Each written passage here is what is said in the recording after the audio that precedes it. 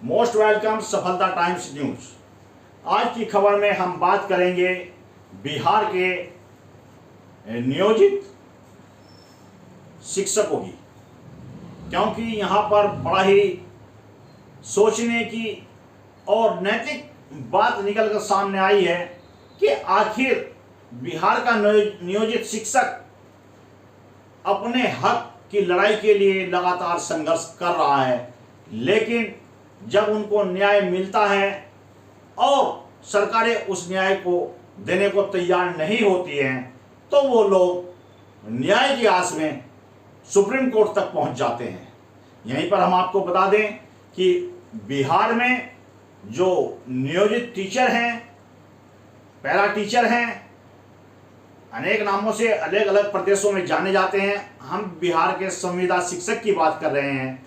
हम बताना चाहेंगे कि वहां पर उनके समान कार्य समान वेतन की लड़ाई जो लड़ रहे हैं बिहार में, वो आनंद मिश्रा जी हैं और श्री रंजन सुमन जी हैं और नरगिस नाज जी हैं।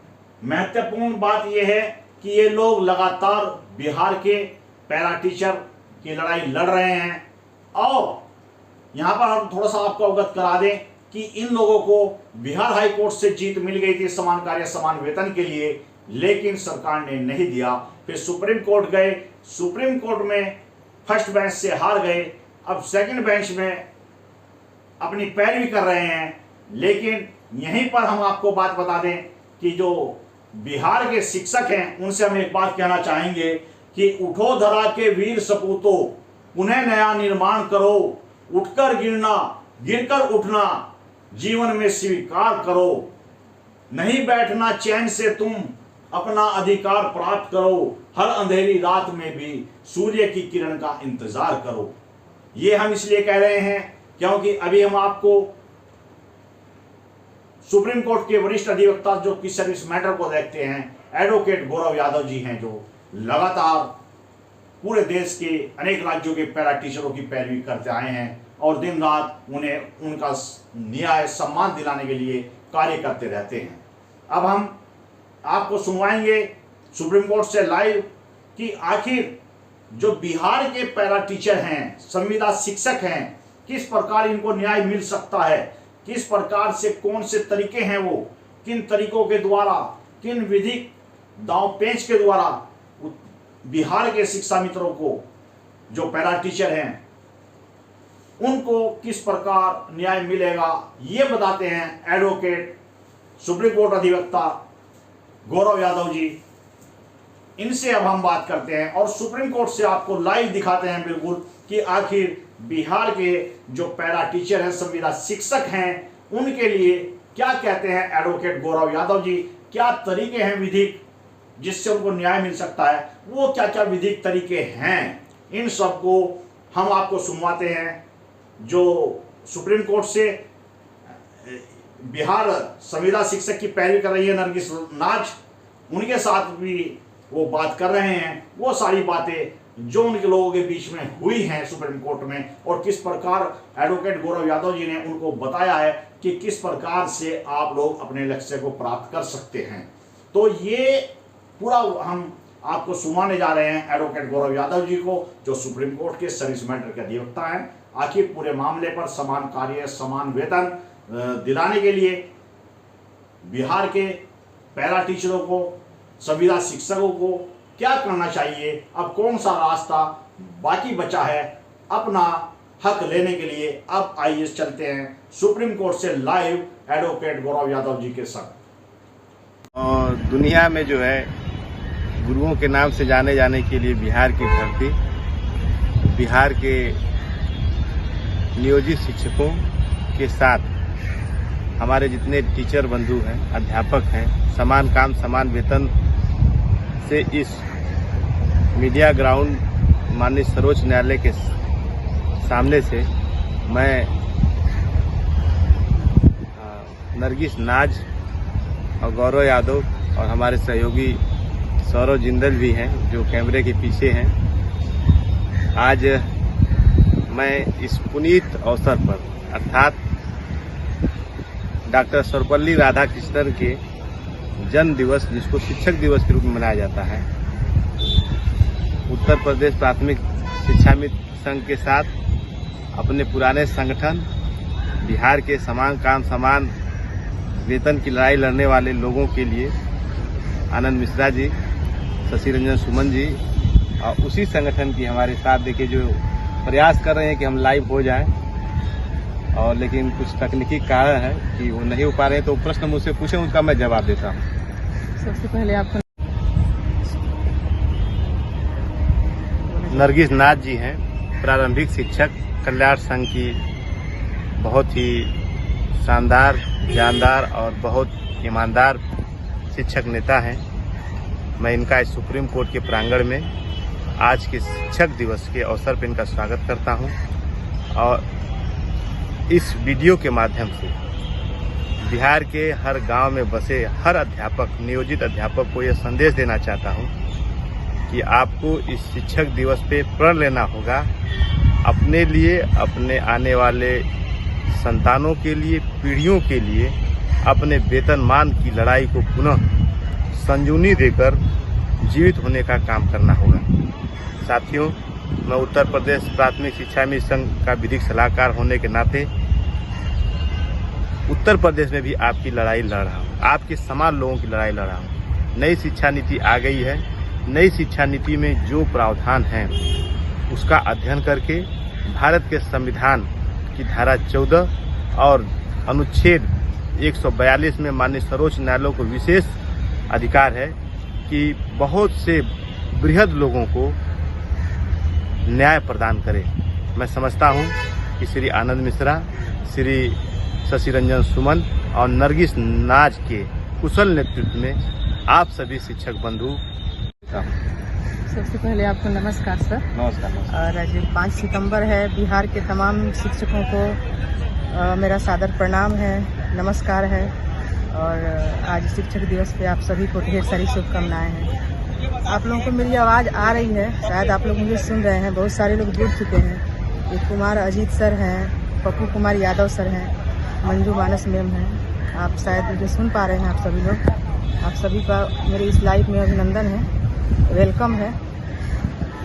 जैसा कि आज शिक्षक दिवस है और मैं किसी अपनी निजी काम की वजह से दिल्ली आई हुई हूँ, तो मैंने सोचा कि मैं गौरव सर से मिल करके और कुछ आज अपने लड़ाई पे प्रकाश डालूं। तो उसी सिलसिला में मैं इनसे मिलने के लिए आ गई हूँ और आप लोगों से रूबरू हूँ।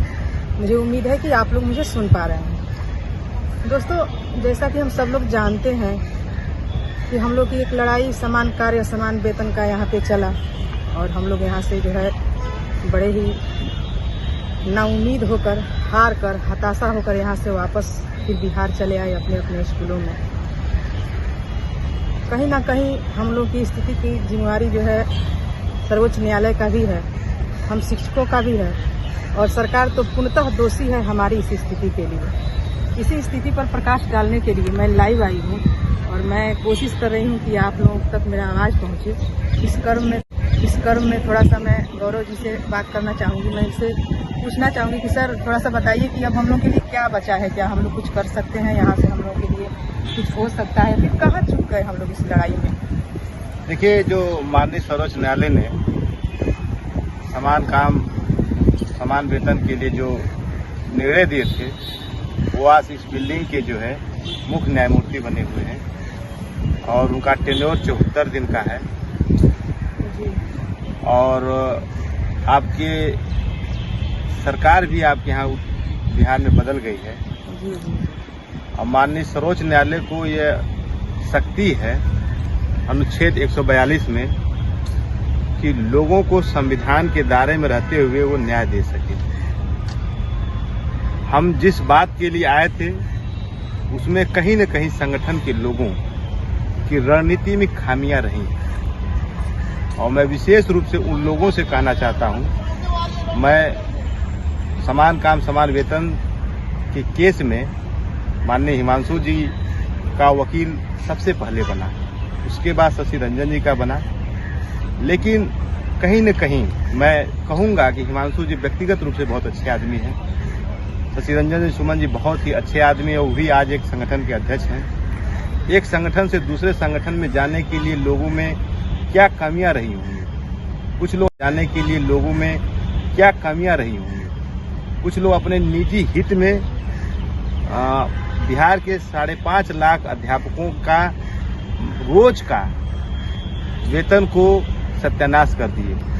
उसको समझना चाहिए, अधिवक्ताओं को क्या रणनीति बतानी चाहिए, वो उनके संगठन के लोग जो जानते हैं, पक्षकार जानते, उनको करना चाहिए। अध्यापकों ने अपना तो काम किया, इनको बहुत से पैसे दिए, लेकिन लोगों ने उसका दुरुपयोग किया है। आप जांच करेंगे, उसकी आवाज उठाने वालों को उन्होंने संगठन से निकालने की हिम्मत तो नहीं थी, लेकिन इतना कर दिए कि लोग अपना संगठन बना लिए।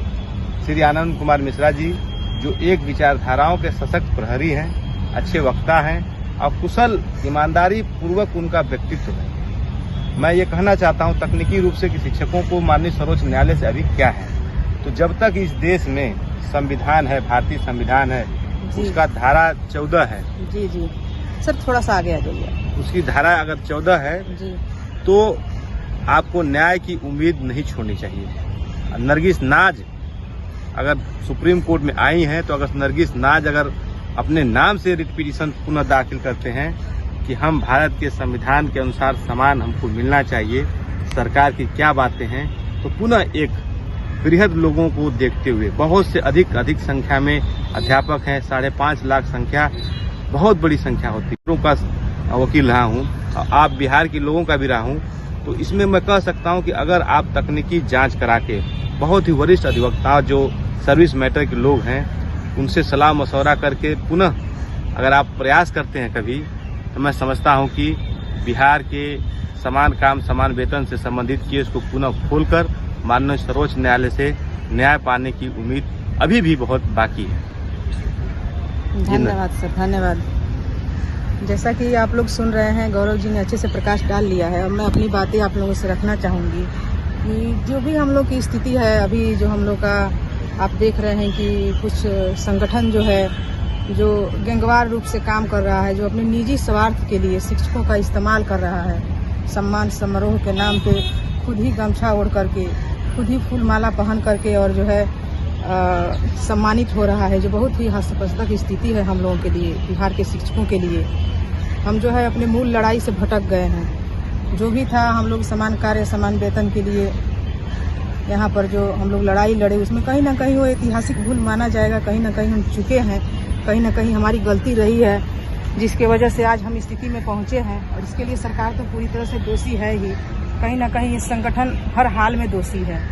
और अपने दोष को सुधारते हुए, अपने गलतियों को सुधारते हुए, अभी अगर हमारी लड़ाई बहुत लंबी जा सकती है, हम एक साथ एक अच्छे संगठन का चुनाव करें। और संगठन हर हाल में दोषी है, और अपने दोष को सुधारते हुए, अपने गलतियों को सुधारते हुए, अभी अगर हमारी लड़ाई बहुत लंबी जा सकती है, हम एक साथ एक अच्छे संगठन का चुनाव करें। और भरोसा करके, जैसे कि इतना सब होने के बावजूद भी 2020 में थके हुए, हारे हुए जो भी नमुदाय थे, शिक्षक संगठन के जो लोग थे, उन पे भरोसा करके एक बार हम लोग हड़ताल में आए और सैकड़ों शिक्षक की जानें गई, सैकड़ों शिक्षक मारे गए।